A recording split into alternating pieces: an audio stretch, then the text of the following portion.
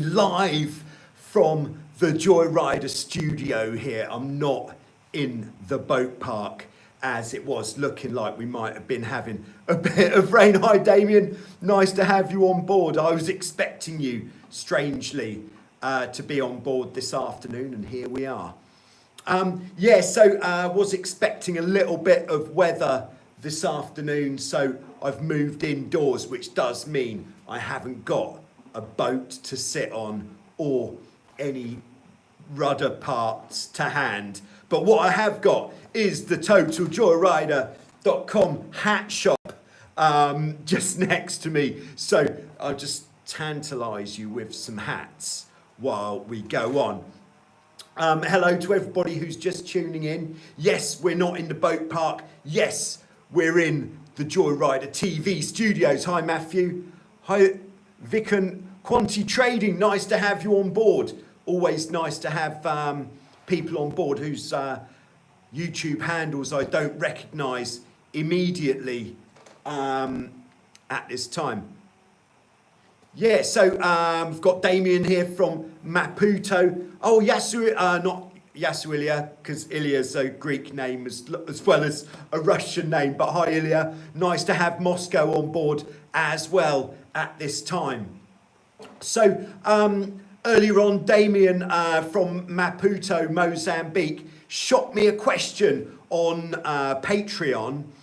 And I said, let's take a look at that question straight away during the Q&A session this afternoon, and here we are. So Damien's question was that he's got a Hobie Pearl, which is kind of, it's like a Tiger, but it's got spring-loaded centerboards instead of the lifting dagger boards. That's the main difference, and the sails are slightly different. And on the Pearl, it's got a Jenica, an asymmetric Spinnaker, which actually stays up all of the time, and it's on a furler like you'd have for a jib. And Damien's having difficulties furling his Jenica. So I already, in response to Damien's message on Patreon, said perhaps check that the swivel at the top is moving freely and the actual furling drum itself is moving well. And Damien has confirmed that those bad boys are good. The next thing I suggested was make sure there's enough tension in the luff of the Spinnaker to be able to roll it.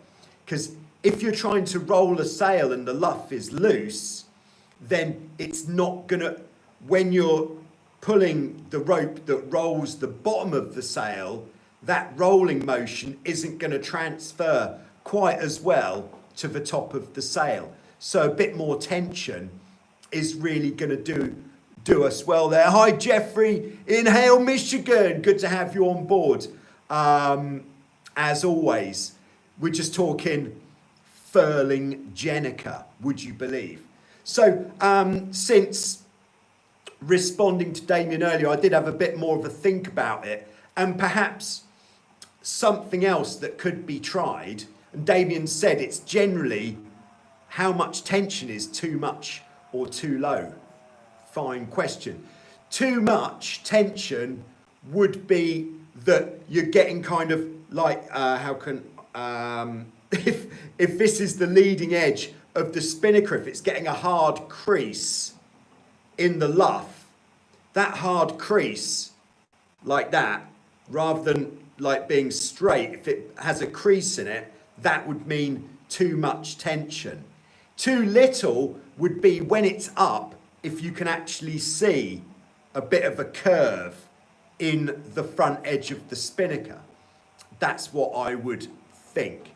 If you're using a conventional halyard on the Spinnaker, it would be worth perhaps on land putting it up and just having a bit of an experiment with the tension, and then putting a mark on the halyard so that you know where the sweet spot is for the halyard tension. But what I was thinking you could try is when you're coming to want to roll the Spinnaker up, spot on about left tension. Thanks, Hutchie. good to know that I'm shooting straight dice here on the Greek island. Yeah, so one thing you could try is like the same that we do with the furling jibs in the strong wind, is if you try to furl the jib while you're sailing like on a beam reach, or even on a broad reach if it's really windy, the pressure in the sail will stop it from rolling. So if you put the boat pretty much onto a run, so the wind's coming from straight behind for rolling it up, then you'll have more success. I think definitely worth a try that. Use your point of sail to, and the better still, if you've got a crew who's pretty good on the lines, as you bear away, get them to start rolling it, so that then your apparent wind and your boat speed will actually take more load out. Okay, so he's already noticed that. I was hoping I was going to come through with the solid gold answer to Damien's problems there. But yeah, so that is all that I've got. Luff tension, making sure everything is moving freely, and then point of sail for the drop. Those would be the ingredients that I'd look at. But you could argue there's a reason why you don't see a lot of these furling spinnakers on small catamarans, and it might be that for some reason the dimensions and the pressure involved means it doesn't work so well on the small boats as it does on the big cruising catamarans, where they seem to be doing this as a fairly standard procedure. There we go. All right, so yeah, that's all that I can offer at that point there, Damien, but hopefully you can find a solution. Can't sail deep enough with code 0. You're welcome, Damien. So I think the code 0 is that like actually you can't sail deep enough, or there's no such thing as too deep. But what I was led to believe was the code 0s came about, when was it? It was one of the last Olympics where the tornadoes were still in. I think maybe was it Beijing, where they had very light winds, and they were rigging code 0s so that they could actually sail upwind off the start line with the code 0 up, just to get them out of the pack to get some clean wind. Because I thought the code 0 was definitely more of a very light wind sail, or perhaps curling spins and code 0s are too flat for deep sailing on a beach boat. There we go. Hutchie's in there with the answers. Yeah, so the code 0 is a very flat Spinnaker, which I'm also told, because Thanos from OS3 here actually made a code 0 for one of the guys who's got his own boat here. And it's so that perhaps we can hit some higher speeds with the Spinnaker up, whereas with a conventional Spinnaker on a Tiger or a Pacific or a Tornado, you're not necessarily getting those mega speeds, but you're going very deep when the wind gets strong. So that, oh, hello. All right, so we've got Ilya coming through from Moscow. I think it is, I still can't read Russian quite so well, but I've grown to understand that that's who that is. All right, and Ilya asks, could you explain for me the difference between a Jenica and a Spinnaker on a Hobie 16? I'm thinking about upgrading my 16 next season, but can't understand what you need. Jenica / Spinnaker kits look very similar. Could you give advice for me? Yeah, as far as I know, this has created quite an uproar, especially with a lot of the perhaps German catamaran sailors, is that describing a Jenica as a Spinnaker, God, they would take my head off, they would. Some of these people who don't like you calling a Spinnaker a Jenica. But in my understanding of it, a Jenica is another name for an asymmetric spinnaker.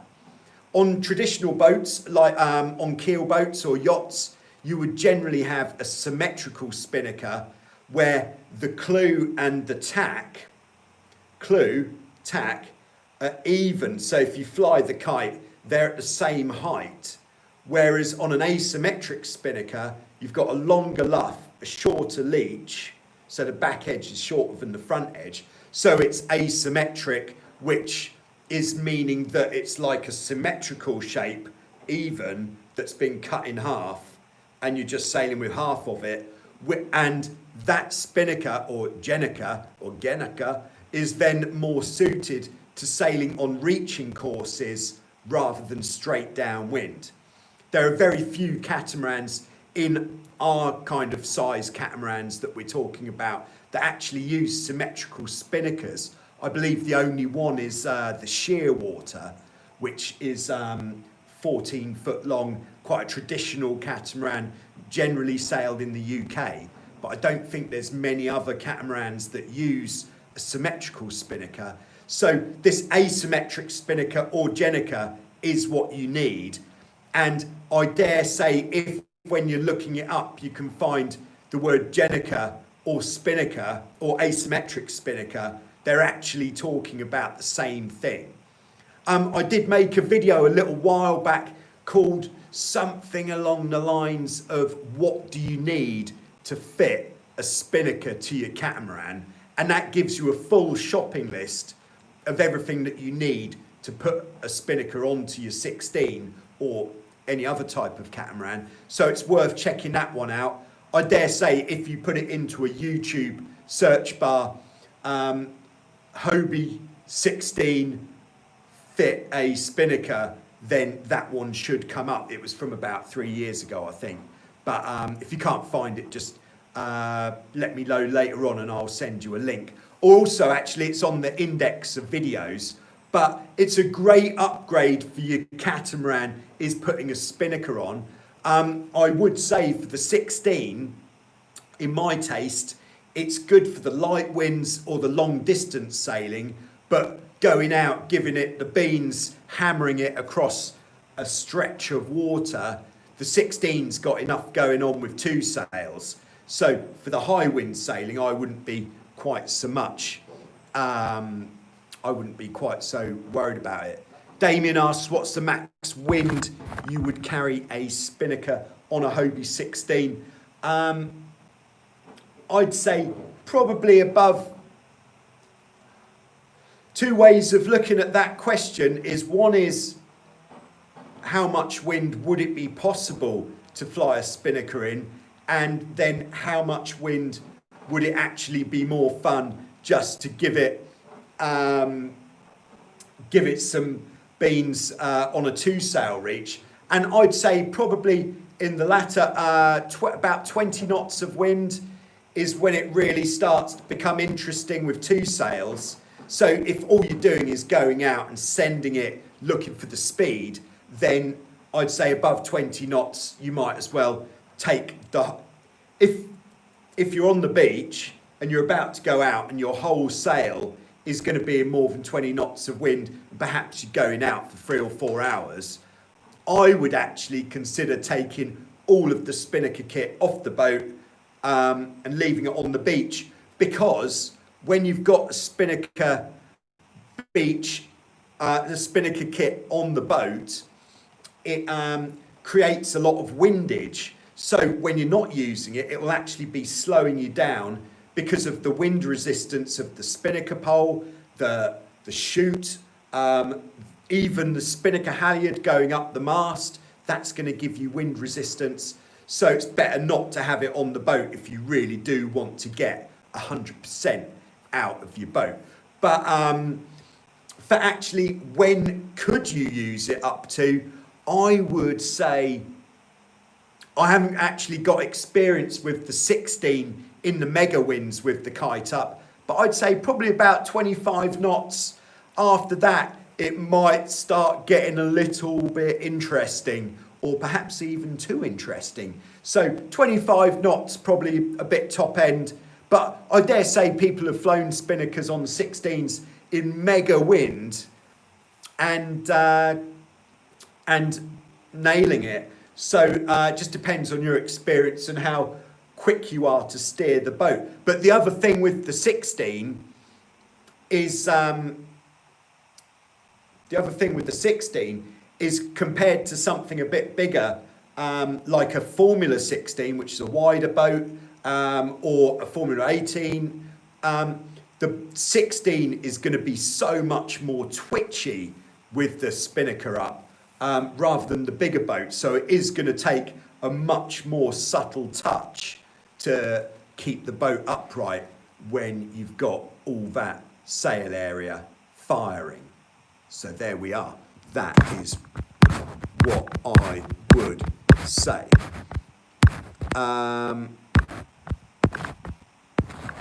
Okay, Bernardo. Yeah, nice to have you on board. Been hearing a lot from Bernardo in the comments of late. Been a long time since I've chimed it. I like that, since I've chimed it on the lives. Well, it's great to have you on board, and I would welcome you to this live broadcast. Unfortunately, not in the boat park, because firstly, you haven't got any boats left there anymore. You may have seen the video of me dragging the last Hobie 16 away from the boat park, because we are under lockdown now in Greece, which means that there is a chance of, if you, or more likely me, was to go out on a boat for a sail to make a video or something, there might be somebody waiting for me on the beach to give me a piece of paper that says, this is a fine, you're going to have to pay some money. And now we don't need any of that.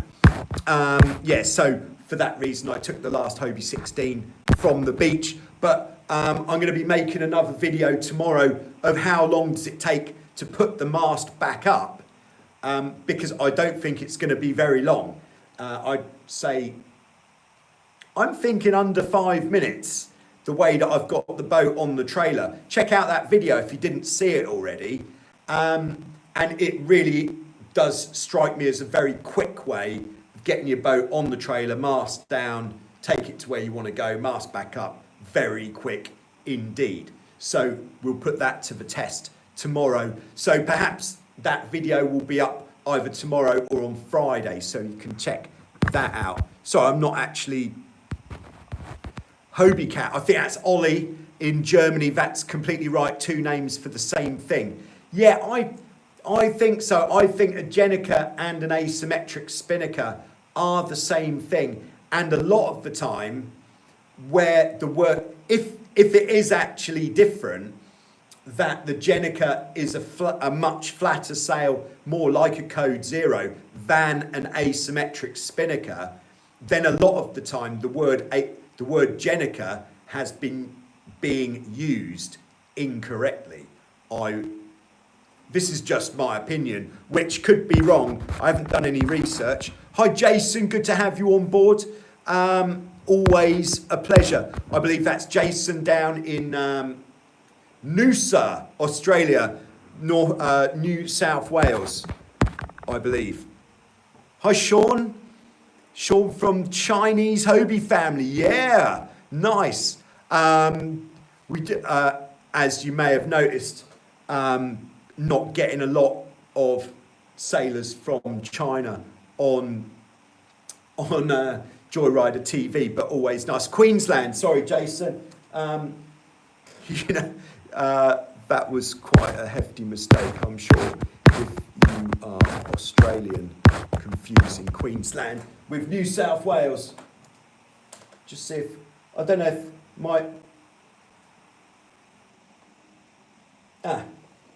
never mind. We've got some sort of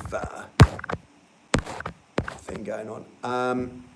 Thanks for sharing your experiences. Perfect lessons for us, the beginner of the Hobie 16. Yeah, I think that's it's quite interesting to actually think about where and who the videos that I've been making are aimed at. And I would say anywhere from the beginning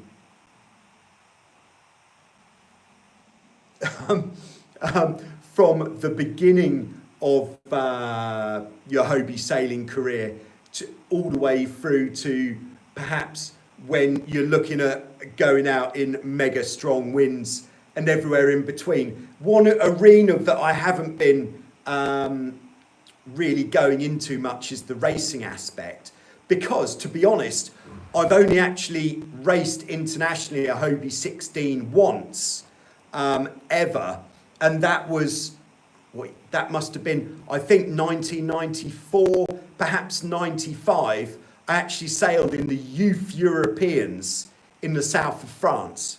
It's really good fun. Okay. All right, scrolling back. All right, so nice to have you on board there, Sean. Hi, Dan. Good to have you on board. Also, I'm learning to sail my Hobie 18 mostly from your videos. Been a huge help. Thank you. Thank you for tuning in, and thanks for watching those videos. It's because people are watching the videos and they're actually finding there is some use in them that gives me the motivation to keep making them. Of course, there's not many videos coming at the moment, but that is largely due to the fact I can't go sailing, and I've just done 5 months of almost one video every day, and surely that's enough for everybody to fall back on to keep them. Maybe there's videos that you've only watched once, worth another look. Bernardo, Russian guy, Ilya that is. Jenica's much flatter than Spinnaker's and can't go so far downwind. Bernardo, thanks for your explanation. There's a little chat going on. Cito, love your channel. You are the spokesperson. Yeah, but to be honest, I have found that as well. There's not a huge amount going on YouTube for the small cat sailing. One video I did watch myself. In fact, there's 2. I don't watch a lot of other people's videos on catamaran sailing, but one that I watched just yesterday is one from Rich McVeigh or McVie from the Hobie Racing Association, and this was about the development and the different things about sails on Hobie cats specifically, not just all catamarans, and it actually takes a look inside the Hobie sail loft where the sails are actually being made to go on Hobie 16s and various different boats. It's about an hour long video where he just takes a really long, good look into sails and sail development within the Hobie 16 and the various other types of Hobie. Well worth a watch, I'd say. Another one that I've seen on YouTube, which I'll try to dig it out and put a link somewhere, which was really good, is there's a guy in Hawaii called Kai Lenny, who's one of the top windsurfers, one of the top surfers, paddleboarders. He does it all. He's an all-rounder. And he got given a flying Phantom to sail between some of the Hawaiian islands. And this video, I thought I'd just check it out, have a quick look. I ended up watching the whole thing. It's so good, and I would strongly recommend that one. If you just put a search in for Hawaii Flying Phantom, I'm sure it will come up. Very good. Sorry, I've been going on about something that wasn't really a question. All right, scrolling back.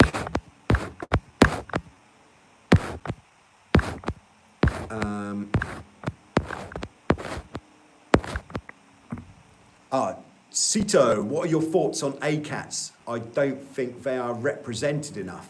No, I don't think they are either. I would be representing the ACAT a lot if I had one, but I haven't got one. But this is absolutely, I'm not making this up, no word of a lie. If I had a choice of maybe 3 boats, let's say 4 boats, 3 boats that I would want to have on the beach so that I could use it all the time, the ACAT would probably come out top, because It's I just think it's a great boat, single-handed, gets going in not so much wind, it's extremely lightweight, difficult to sail well, and I just think it's a really good boat. And of course, the ACAT also in the racing has got some of the best sailors in the world competing in the ACAT. Definitely the best catamaran sailors in the world are racing A-class boats. In some countries they call it A-class, in others they call it ACAT. That's an interesting point for you. And there's various generations of A-class boat, like even the older boats which are non-foiling, I believe they call them low riders. They look so good, and I haven't even had a go on one of those. Love to. And then of course the newer foiling boats, wow, that would be amazing. There is one of the top Greek catamaran sailors, Kostas Trigonis, who it's worth following him on Instagram, and perhaps Instagram definitely. And he does a lot of he's training a lot with the ACAT. He's got one of the state-of-the-art Exploder ACATs from Poland, and this thing is an absolute weapon. He's absolutely sending it all the time. So big fan of the ACAT. I would definitely be keen if somebody wants to bring an ACAT down here and say, all right, get on the boat, make a video. I would do that. Definitely. There we are. One of the other boats I'd be actually not. I'm quite finished there. One of the other boats I would be very interested to get my hands on is, of course, the foiling F16 Viper. Or I suppose if it's foiling, it's not really an F16, but the foiling Viper, which we were meant to be getting this year, but because of the situation, we didn't get one. Because that is a foiling boat with a spinnaker that can be sailed with two people or one, and raced, and great fun. I would love to get my hands on one of those for sure. All right, scrolling back. Bernardo. Jenica's rip on a beam reach and are closer to a code 0, whereas I think Bernardo's actually done some research here, which is cleaning up. This is an asymmetric spinnaker, the same as a Genica or a Jenica. Okay, there we are. So, strictly speaking, here we are. Here's where the ambiguity has come from, is what you'll generally get. Like if you go, if you buy an F18, it might say it's got a Jenica, but it hasn't. It's got an asymmetric spinnaker, which is designed for sailing on a broad reach, because F18's designed to sail an upwind, downwind course largely, although they do more and more long distance races these days.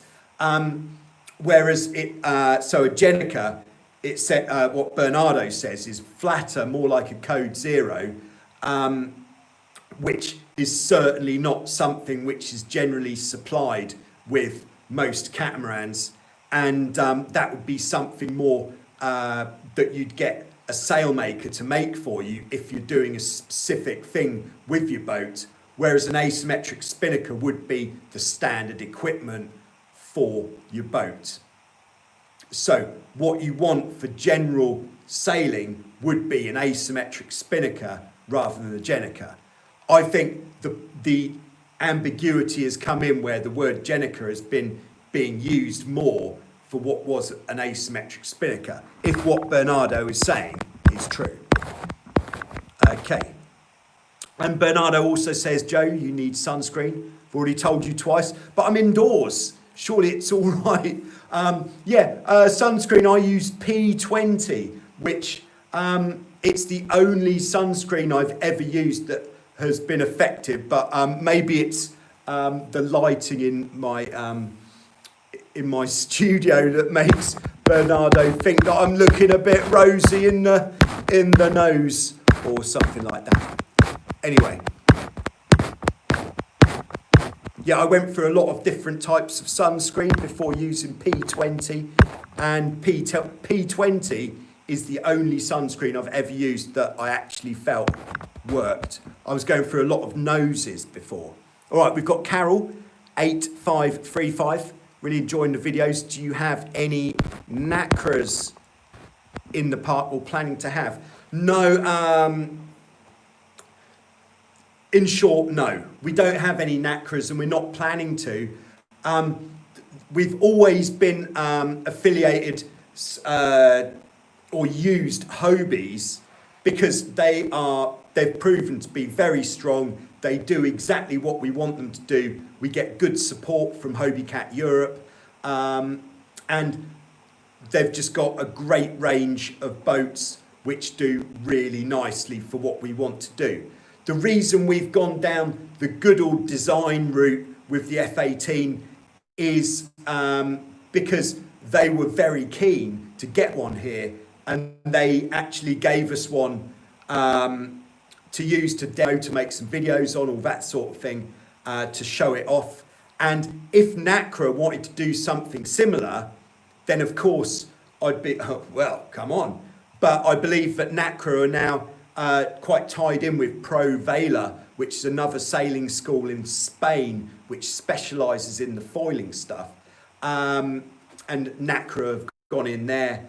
I don't know how heavily they've gone in there, but there's certainly a NACRA representation there. Whereas it's not like we're going to go and buy a NACRA Evolution or any of the NACRA range, because we're not in a position to be flamboyantly spending cash on more and more different types of boats, unfortunately. So there we go. It would be nice though. So even indoors, the joyridertv bottle just come in handy, available at totaljoyrider.com. God, that's good. All right. Thanks for tuning in, by the way. For those of you who've just joined us, yeah, today we're not in the boat park, we're in the Joyrider TV studios, which is very exciting. It's my first time indoors. All right. Okay, Ilya, please do not click on your touchpad, because we hear a boom, boom, boom every time you're clicking. Unfortunately, it is a necessary evil. Yeah, maybe if you've got the headphones on, turned up a bit. But it is necessary because that's how I'm scrolling back. So,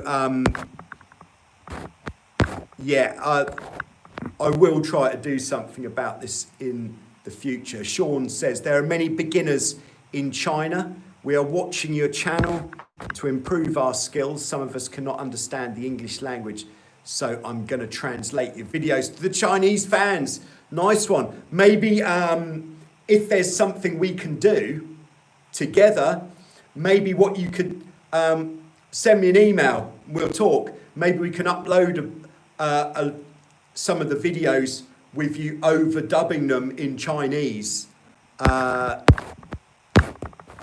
to reach all the Chinese sailors. Blank name, hi. Hey, what's the argument for jib versus mainsail up first when rigging a Hobie 16? Does it matter? Okay, this is a good question. I've always, traditionally, I've always been a jib up first kind of guy.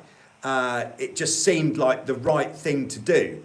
But what I've always done is, if I'm rigging a boat when it's really, really windy, I've always put the mainsail up first, because otherwise, while you're putting the main up, you've got the jib hitting you in the back of the head, which it's not fun.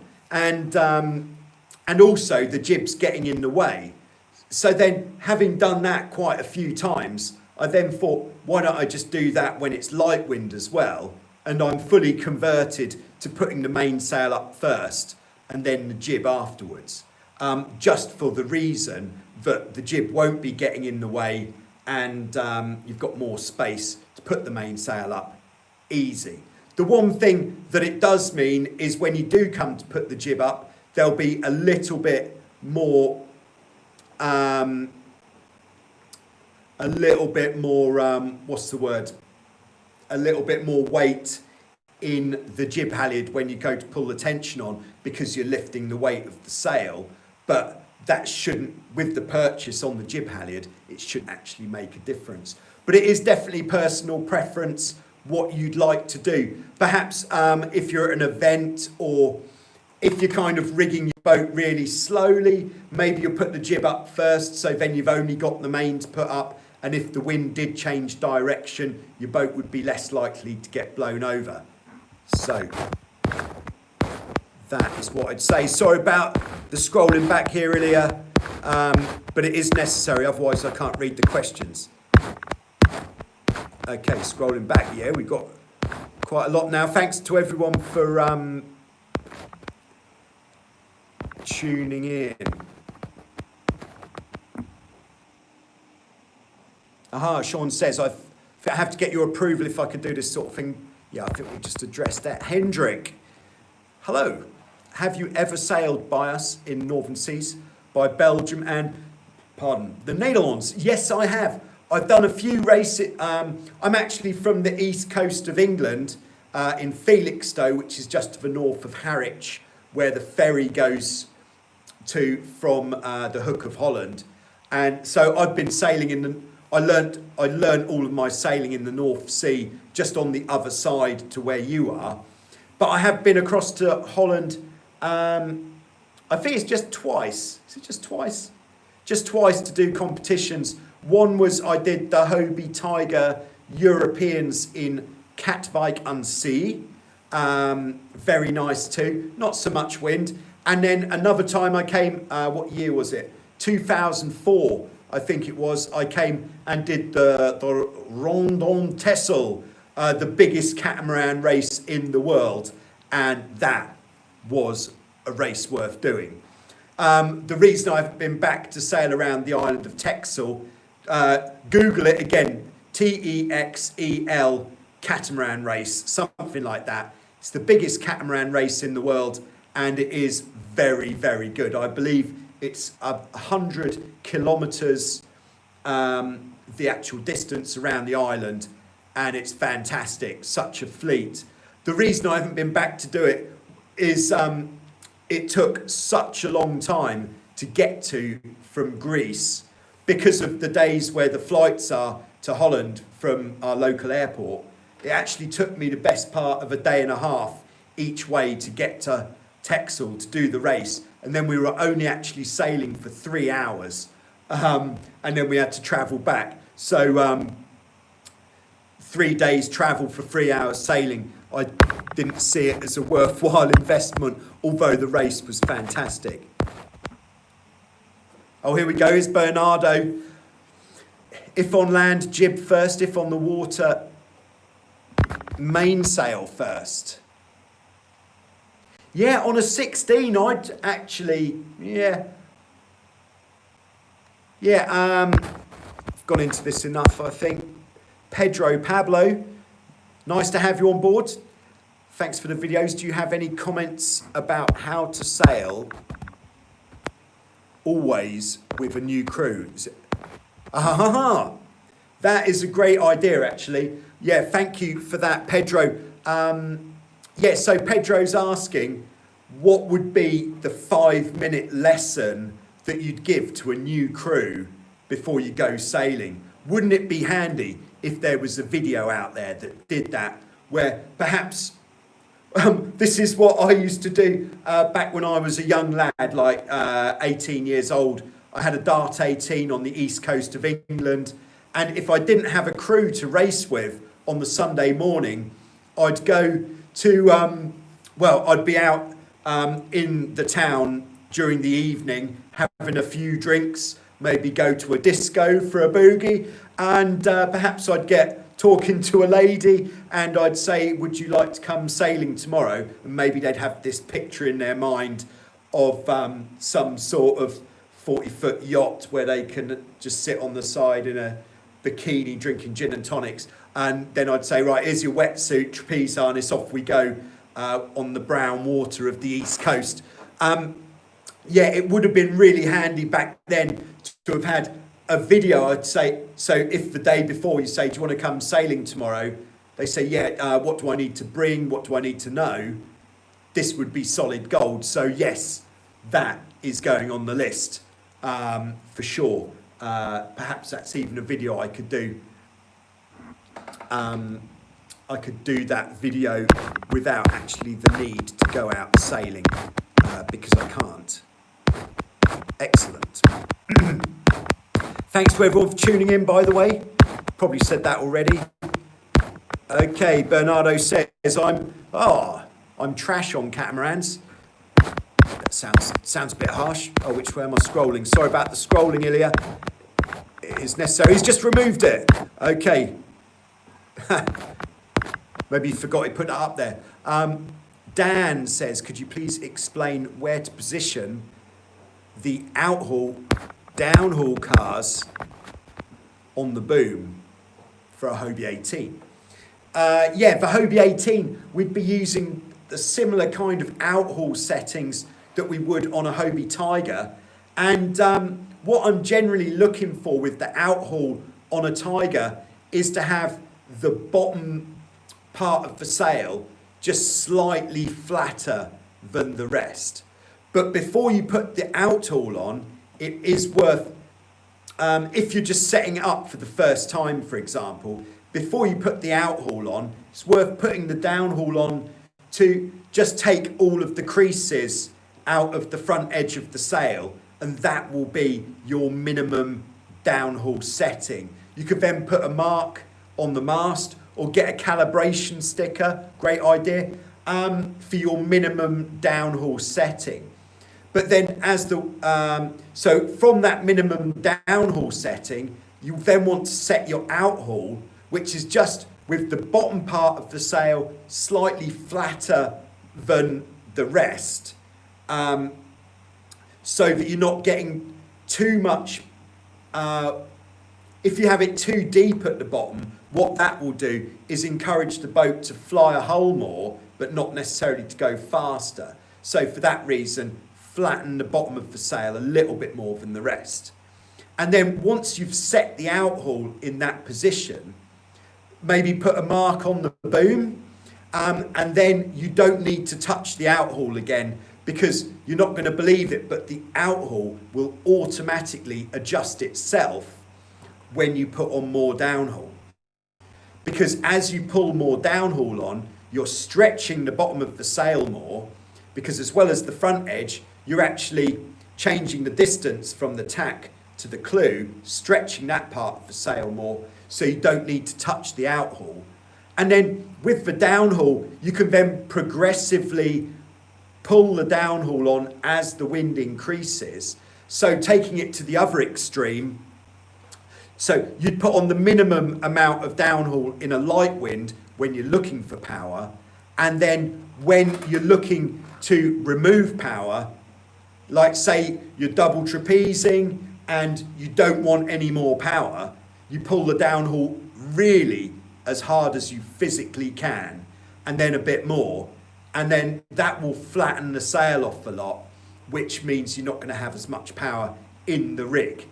And then of course you've got a range in between the minimum and the maximum setting where you can pull it as the wind gradually increases. There we are. All right, so scrolling back, I hope that explained that about outhaul and downhaul settings. I have put this in, there's been a few different videos where I've mentioned this kind of stuff. So take a look in the index of videos. I think that's the easiest way to navigate the videos that I've made rather than looking actually in the playlists on YouTube. There's in any of the videos, there's a link in the description to the index of videos, and then you can navigate from there. But there are a lot. I think there's probably over 450 videos now for you to have a look through. But of course, that could be quite a lot of time wasted if you keep getting the wrong ones. There we are. Eric, hello. Nice to have you on board. And Frank, hello, nice to have you on board. Thanks for the email. Frank is looking at a GoPro 8 with accessories for $399 Canadian. I believe $399 Canadian, is that more or less than US? But the GoPro 8, very good. Just from the GoPro 8, in my experience with it, it had the major upgrade on the 8 that I use. There's a lot of features on the Hero 8 that aren't on the 7. The main feature is the stabilization. Although the 7 has got stabilization, on the 8 you can put, I can't remember what they call it, but it's like extra stabilization.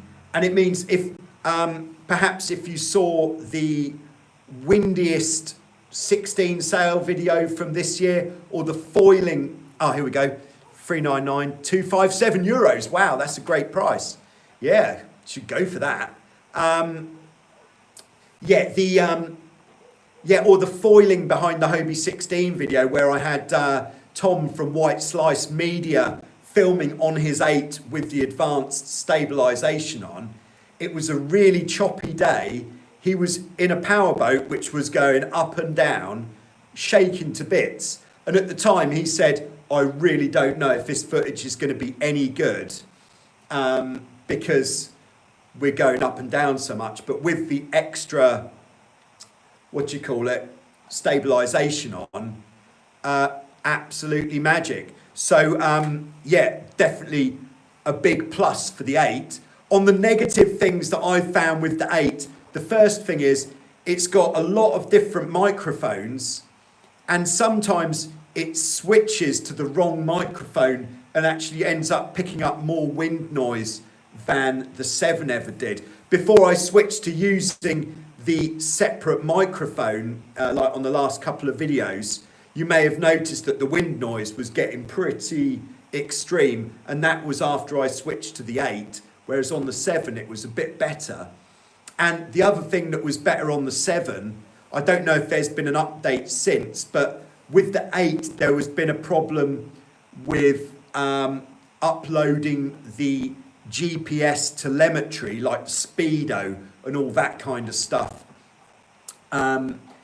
which the 7 did faultlessly every time. But on the 8, I couldn't actually get it to speak to my computer at all. So I had to, any telemetry that I've put on since using the 8 has actually been by sending it to my telephone and then sending the video from the telephone back to the computer, which I think you'll agree is quite a clanky way of doing things. But I'm sure there'll be an update coming very soon which will sort that out. But the 8 is very good. It's also got little integrated doodahs at the bottom that mean you don't need anything to mount it to your mount. In fact,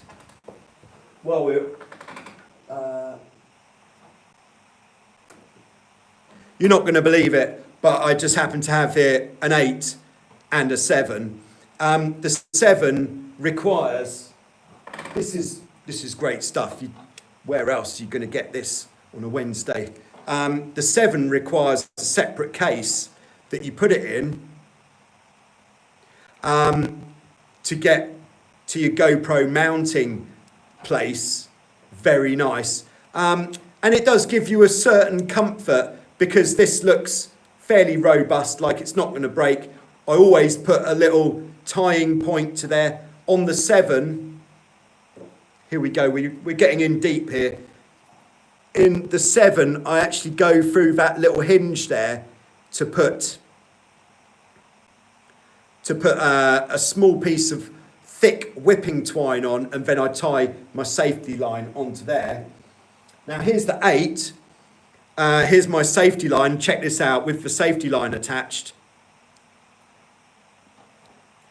It's actually got the little bits to attach the mount to integrated, and I've just passed the safety line, just, don't know if you can see that, just through the gap there, so that if something did happen, it came off, it would still be attached. because you don't want to lose your camera. I've only lost 2 GoPros, but 2 is too many. But then by losing 2, it meant I got a newer one. I had a reason to, which, you know, there's always a reason. There we go. So, looking forward to some videos from you soon, Frank. Scrolling back. Sorry about the scrolling back noise. If you get some scrolling back noise, it might be because I'm actually filming off the phone here, and it's in a case, which might be leading to that noise. Prad Art, ride more laser. Oh yeah. Yeah, I was going to go for some more laser sailing since the Is Laser Sailing Fun video, but unfortunately one thing led to another and didn't happen. But next year, once we're open, I will certainly be steaming out there in a laser. Okay, we've been going for 50 minutes now. If I could say no further questions, please, because I do need to wrap this up in about 10 minutes. So I think that gives us just enough time to go through what we've already got. Prad Art says he'd recommend the Hero 7. Yeah, if the price of a 7 was significantly less than an 8, I'd go with the 7. But the 8, the stabilisation on the 8, if you need it, is absolute gold. The stabilisation on the 7 compared to the 6 is an amazing step up. So they're doing these big improvements. Hi, Elliot. Nice to have you on board. Frank, would you be okay for doing a feature episode on land sailing? My beach buddy and I sail in a large parking lot in the off season. Probably not, actually. I don't even know where to start there, Frank. Okay, Bernardo, yeah, on dinghies they are. Oh, we're still on Jenicas. All right, Frank, okay. Simon B, what about Hobie 18?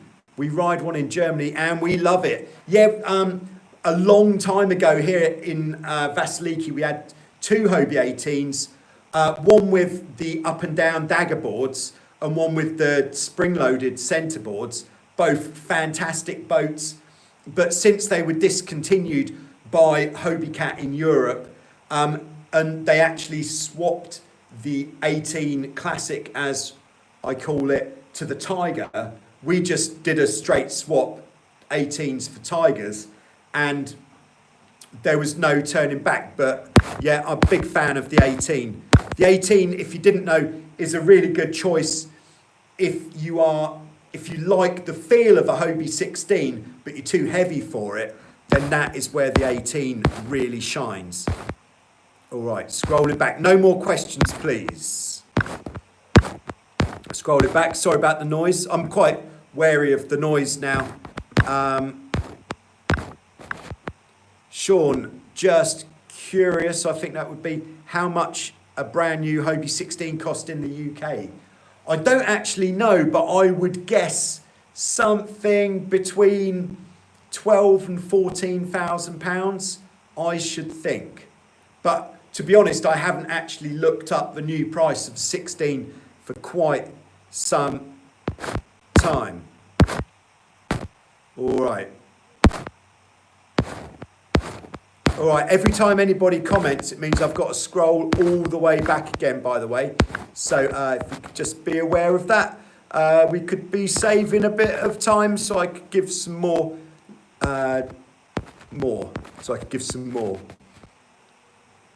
Okay. Sean, send you an email. Nice. Lewis, is Wildwind hiring? Yeah.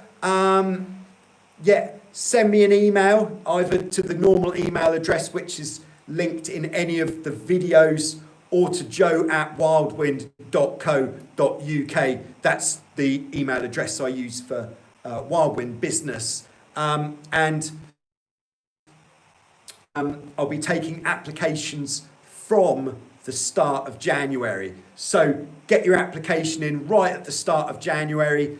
Make sure you include your sailing CV, all of the experience you've got, both sailing the boats and teaching on the boats, and what dates you'd be looking to work, and we can then move on to the next leg of that journey, which would be if you are able to work for a decent period of the summer, then we'd be able to take it to an interview sort of stage, and then we'll see how we go. At the moment, I don't know how many positions we'll have available on the team, because the first refusal of jobs go to the people who have worked on the beach this year or last year, and then there were quite a few people who were actually promised jobs this year who didn't get them because of the shortened, reduced season.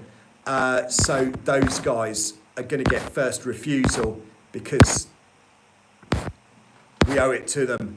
But yes, start of January is when to get in touch.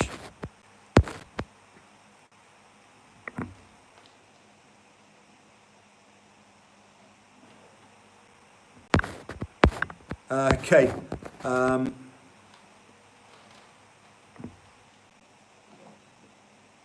I'm just reading some of Bernardo's texts here. It's true. It's like anyone he finds can reach 20 knots. Yeah, it's pretty much, if it's windy, anybody, yeah, I don't want to be blowing my own trumpet, but I could take anybody 20 knots on a 16. Just one of those things. NP, nice to have you on board.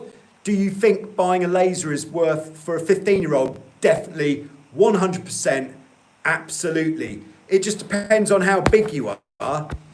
Do a bit of research, and definitely the laser is fantastic because it's a single-handed boat. It's fairly manageable on land and on the water. It means that you're going to be able to get on the water a lot. And the thing that's going to make you the best sailor that you can be is the amount of time you spend on the water. And the laser is really going to do that for you. Okay, scrolling back again. Okay. If there was no comments, I wouldn't have to scroll back, by the way. Just saying. Okay, Russell, hi. Great info as always, Joe. Thank you very much. Very kind. Okay, Cebu. Nice to have you on board. I see Joan, I know in a few metres distance is Vasiliki Beach. Next year, 2 times sailing, I hope without Corona. Greetings from Germany, Thomas. Nice to have you on board, Thomas, and I hope to see you next year. Okay, Pedro. Exactly, always panic, Judge. It's my second year on the Prindle 18.2. My best words, be dynamic and intuitive. Nice. Okay, top tips there for any new crews from Pedro. Be dynamic and intuitive. Nice, yeah, I think a video is definitely coming soon on that. Can't wait for someone to, Russell says, can't wait for someone to try the GoPro Hero 9 with the Auto Horizon. Wow. Really? Does it do that? I haven't even looked it up because I only just bought an 8. That's how it seems to work. You buy something and then the new one comes out the week later. Wow. That would be pretty sweet. So absolutely no need for a gimbal. Okay, I'm not going to read out the stuff that you've been saying between yourselves. I don't think there's any need. Hi, Ewan. Ewan is currently watching from the bus. So nice to have you with us, Ewan. Hope that it's not too far on the bus to where it is that you're going.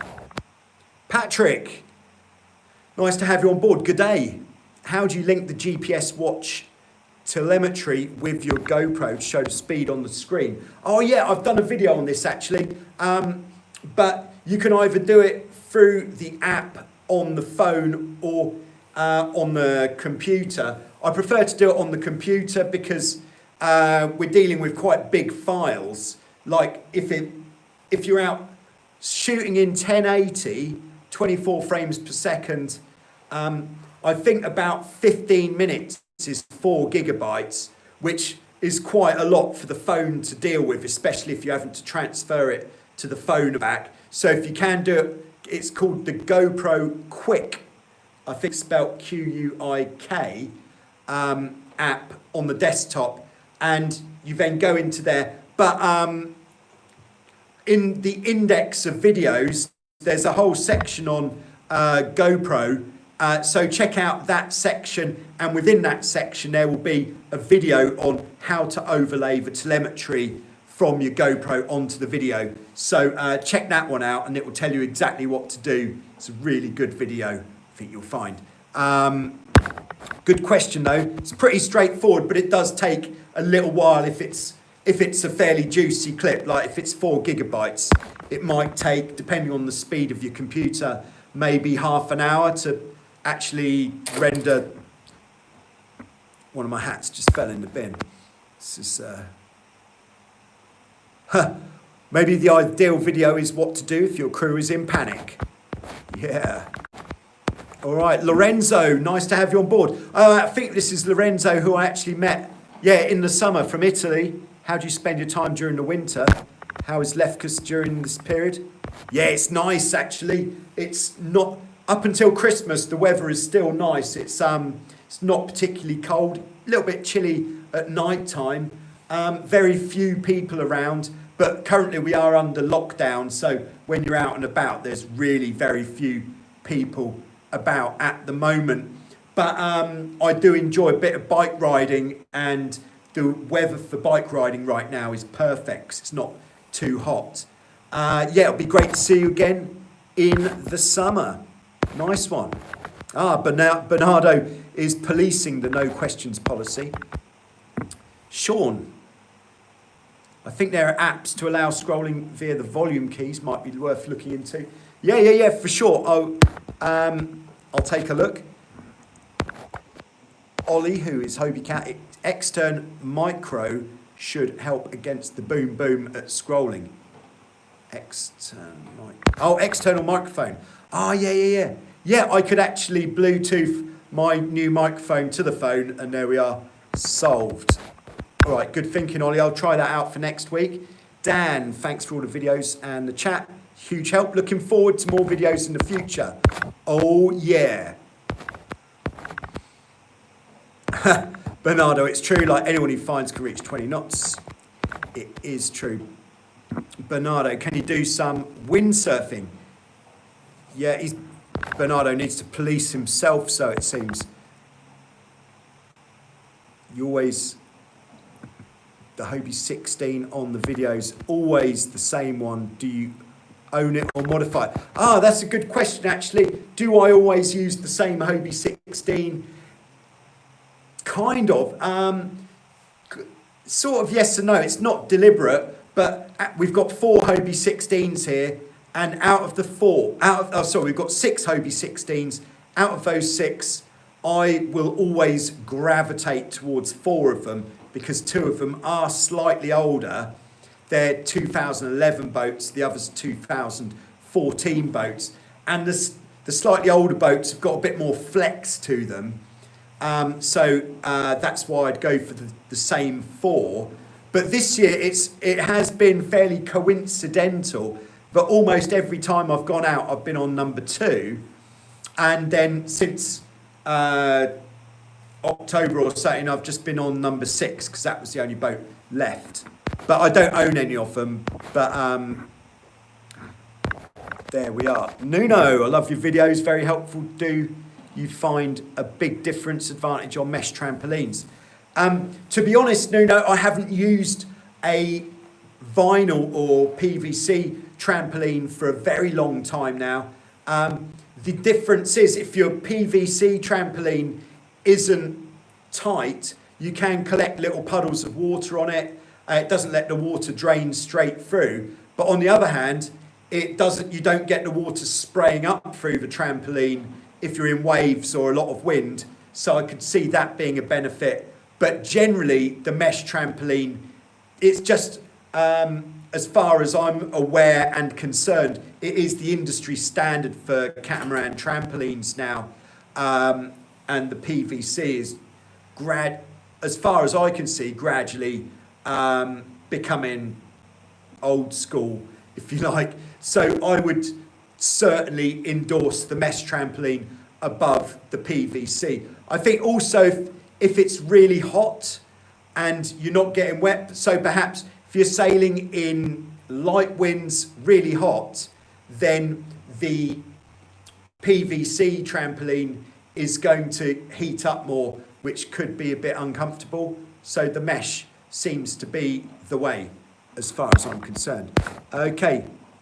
All right, so thanks very much, everyone, for tuning in. As I mentioned, I have got hats. We've got blue, we've got the black with pink. Not answering any more questions, just trying to sell some stuff.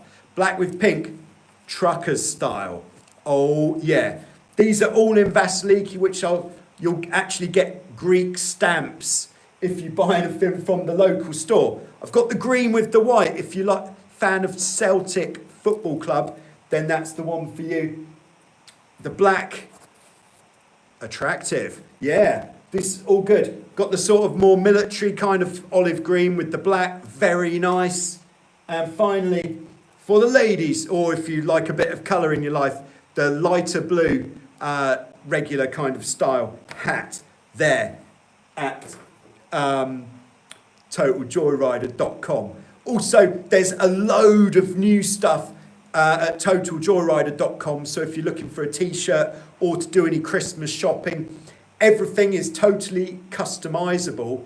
If you'd like a t-shirt like this that's maybe got your boat name, sail number on the front, then I could put a picture of the boat on the back.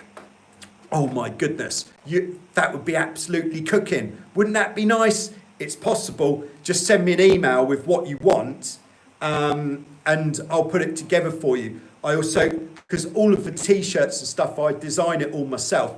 I'd be the first to admit I'm not very good at it, but what I have done, I think is quite nice. So if you want to support the channel, that's a great way of doing it over at totaljoyrider.com. So thanks very much. I'll be back next week with some more questions and answers to those questions, hopefully. And hopefully I'll have sorted out this noise. Okay. All right, so see you next week.